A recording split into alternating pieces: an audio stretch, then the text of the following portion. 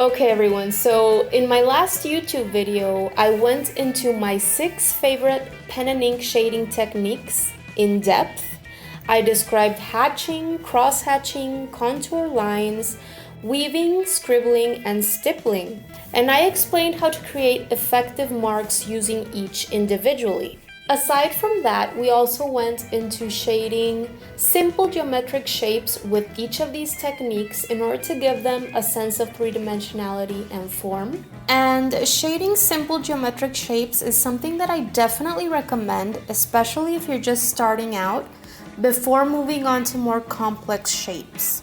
So if you haven't checked out my previous video here on YouTube, definitely go and check it out before trying out the type of exercises that we're trying out today. Both last week's video and today's video are directly related to a blog post over at my website at ericalancaster.com, and each of these blog posts come with downloadable PDFs that you can use to practice with. I'll make sure to leave links to all of that below in the description box so that you can check it out. Today's video is going to be less about each individual technique and more about the general steps that I go through when creating pen and ink sketches using a photographic reference of a real object. So the following 6 steps that I'm going to share really apply to all of these shading techniques. Step number 1 for me is always preparing my supplies. And for these types of pen and ink studies, for me this usually entails getting together an HB pencil, a soft rubber eraser, drawing or sketching paper or Bristol board, and my drawing pens.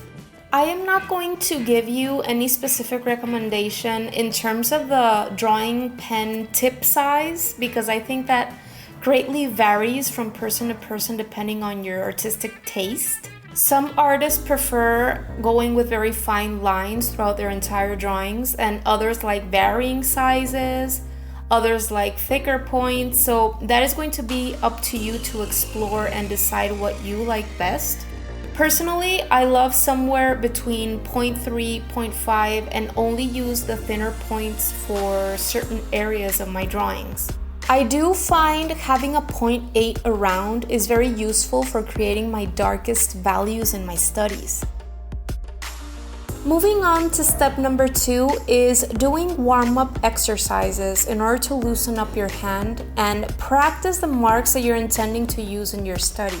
Depending on your level of experience, I would also recommend to beginners especially practice creating a value strip.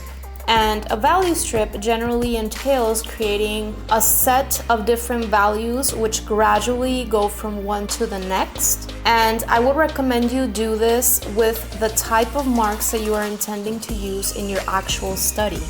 Creating value strips is definitely an invaluable exercise for beginners. And really all you need is to take a scrap piece of paper, draw 5 small squares on it, and then fill up each square with your mark of choice, moving from lightest to darkest value.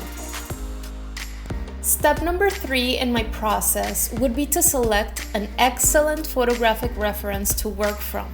For me, this means finding a picture with an excellent resolution so that I'm able to zoom in if I need to and be able to see details very clearly.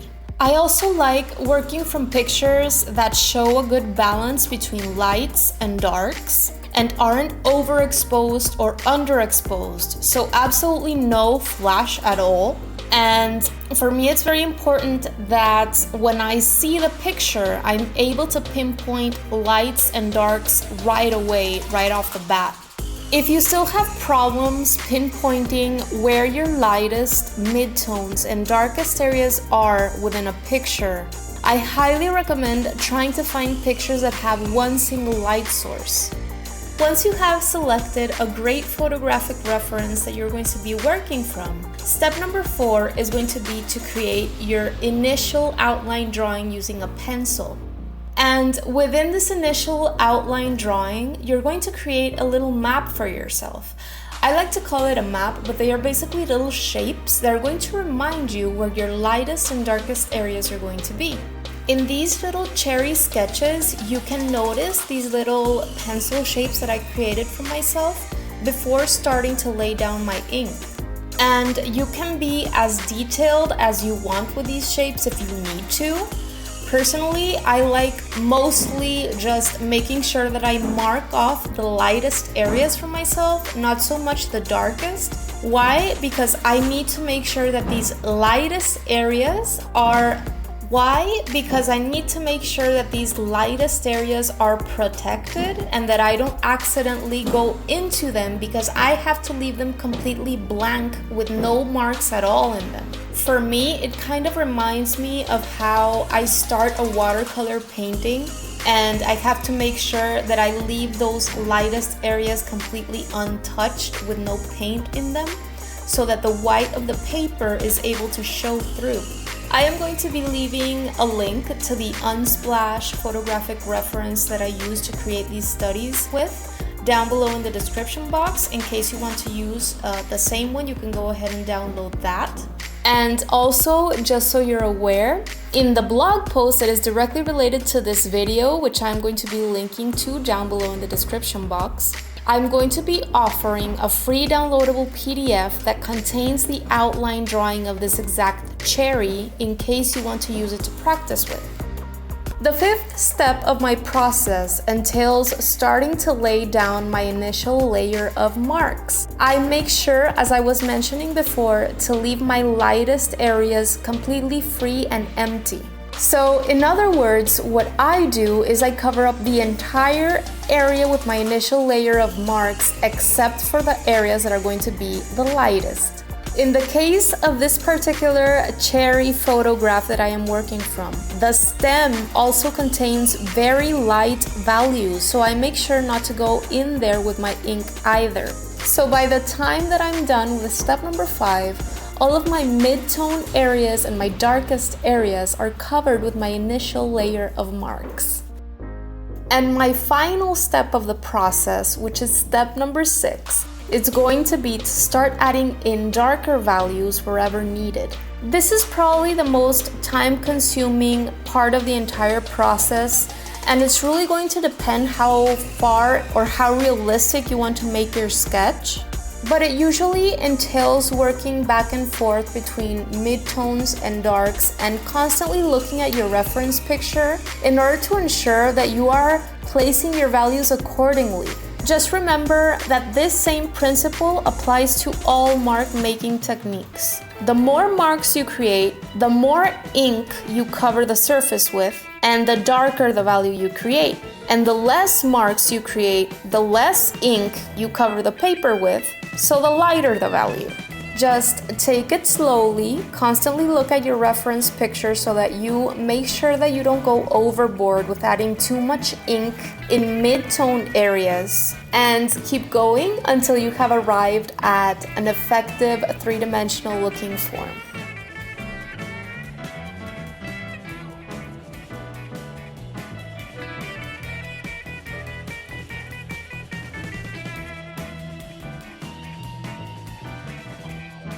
Okay everyone, so that is it for today. I hope that you found that helpful and that it inspired you to go and try some pen and ink sketching for yourself. Let me know in the comment section below which of the 6 shading techniques you like best. Thank you so much for watching. I really appreciate it. Don't forget to give me a thumbs up because it really helps my channel and helps other people get to know about me. Don't forget to subscribe, and see you next Friday.